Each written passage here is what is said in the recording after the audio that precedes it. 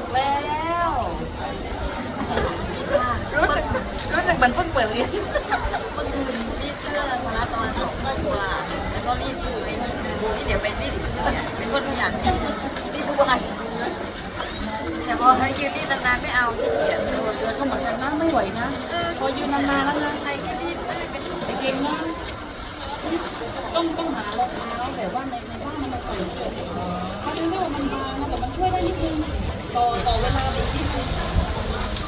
ขี้เกียจไม่ได้อะไรขี้เกียจ หรือให้นั่งรีดแบบนั้นก็ไม่ได้